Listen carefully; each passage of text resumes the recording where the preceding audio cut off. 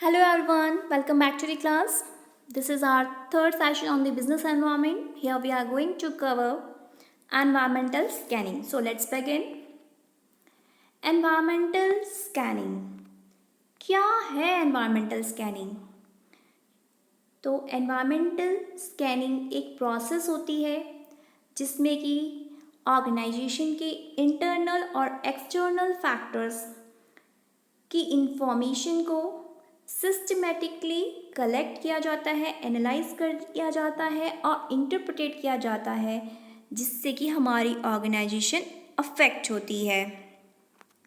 अगर simple way में बोलें तो जो भी फैक्टर्स, जो भी कारक हमारे ऑर्गेनाइजेशन को प्रभावित करते हैं, उनके बारे में सूचना को एक व्यवस्थित तरीके से इकट्ठा करना, उस पर एनालाइज करना और उस चीज़ को अपने बिजनेस के अंदर अप्लाई करना, यही हमारा एनवायरमेंटल स्कैनिंग होता है।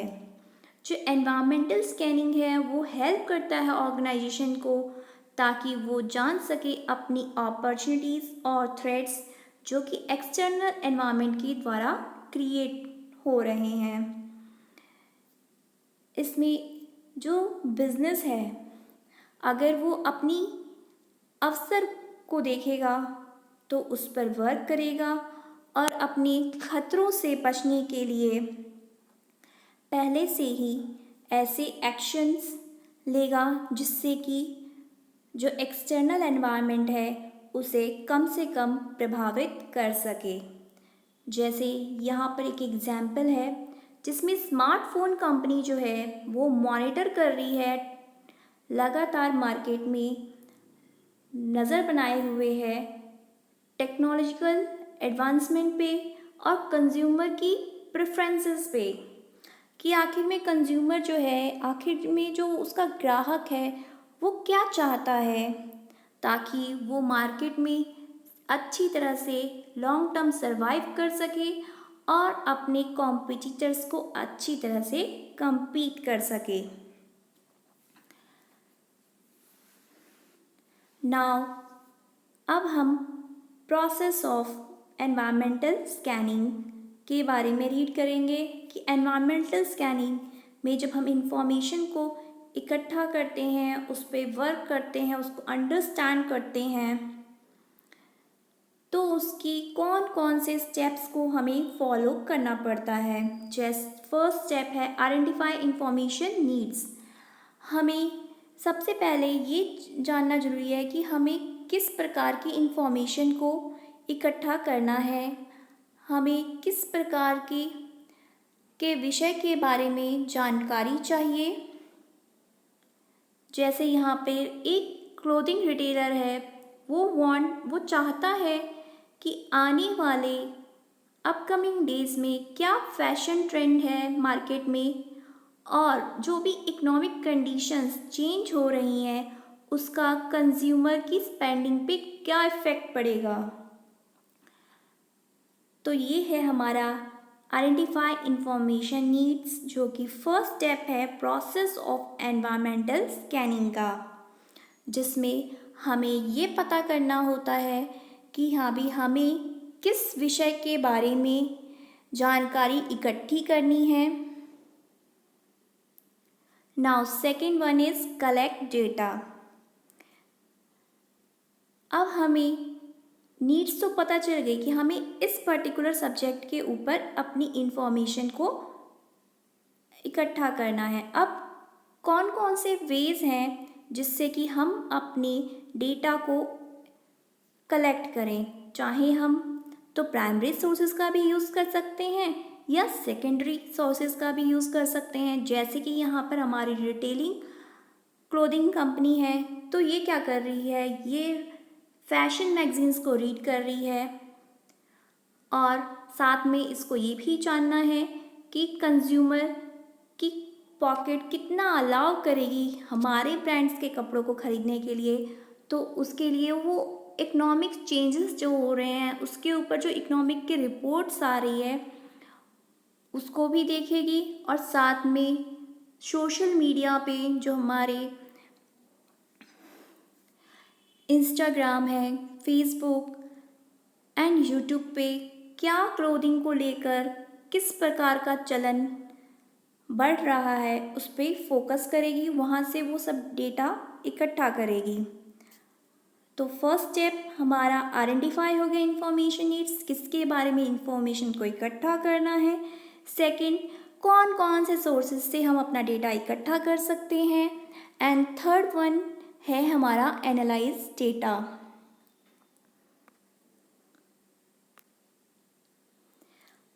बिजनेस में सिर्फ डेटा कलेक्ट करना ही इम्पॉर्टेंट नहीं होता है, उसको ये भी हमें देखना ज़रूरी होता है कि आने वाले टाइम में इस जानकारी का जो कि हमने गैदर की है उसका हमारे बिजनेस पे क्या इफ़ेक्ट पड़ेगा। जैसे कि यहाँ पे एक एग्जाम्पल है, जो हमारा क्लोथिंग रिटेलर है उसने देखा कि आने वाले समय में हमारा इको फ्रेंडली क्लोथिंग की पॉपुलैरिटी बहुत ज़्यादा बढ़ रही है। तो उसी नई रेंज में जो हमारी क्लोथिंग रिटेलर कंपनी है अपने नए प्रोडक्ट को लॉन्च करने का निर्णय लेगी। अब उसको पता चल गया हमें इको फ्रेंडली क्लोथिंग में फोकस करना है, तो अब इस इंफॉर्मेशन को वो डिसेमिनेट करेगी, शेयर करेगी अपने इंटरनल, उसके जो भी डिज़ाइनर्स हैं क्लोथिंग को डिज़ाइन करते हैं, और अपनी मार्केटिंग टीम के साथ उस आइडिया को शेयर करेगी और उस पर वर्क करना स्टार्ट करेगी। Now fifth one is use insight for decision making. यहाँ पर अब launching a new eco friendly clothing line based on the trend analysis. अब हमने अपनी टीम को इन्फॉर्म कर दिया था सारी इंफॉर्मेशन के बारे में जो भी हमने गैदर की थी और जो भी हमने मार्केट में इस के ट्रेंड्स के अकॉर्डिंग एनालाइज किया था। अब हमारी बारी आ गई है उस प्रोडक्ट को, इको फ्रेंडली क्लोथिंग लाइन को मार्केट में लॉन्च करने की, जो कि हमने ट्रेंड के बेसिस पे पता किया था। Now it's all about process of environmental scanning. तो फर्स्ट प्रोसेस है कि हमें किसके बारे में इंफॉर्मेशन इकट्ठी करनी है, फिर उसके बारे में इंफॉर्मेशन कौन कौन से सोर्सेज से हम इकट्ठा कर सकते हैं, फिर जो भी हमने इंफॉर्मेशन को इकट्ठा की है उसका हमारे बिजनेस पे क्या इफ़ेक्ट पड़ रहा है, इसको हम एनालाइज करते हैं अपने थर्ड स्टेप्स में। और फोर्थ स्टेप में हम अपने जो भी एनालाइज किया है उसको शेयर करते हैं अपने डिज़ाइनर्स के साथ, अपनी मार्केटिंग टीम के साथ, और उसके बाद में उस बेसिस पे अपने प्रोडक्ट में न्यू चेंजेस अडाप्ट करते हैं। तो अब तो हमें प्रोसेस ऑफ एनवायरमेंटल स्कैनिंग अच्छी से समझ में आ ही गया होगा। नाउ अब हम importance of environmental scanning read करते हैं, समझने की कोशिश करते हैं। Helps anticipate change. अब एनवायरमेंटल को स्कैन किया है, पर्यावरण को स्कैन करने की कोशिश की है हमने, तो ये हमें बताता है कि stay ahead of market trends and potential threats.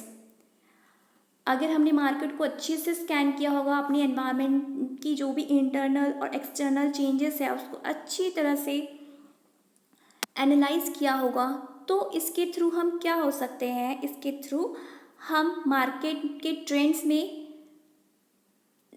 आगे रह सकते हैं और हमारे जो भी आने वाले भविष्य में खतरे हैं उससे बचने की कोशिश कर सकते हैं। जैसे कि यहाँ पे हमने कोविड-19 का एक एग्जाम्पल लिया है।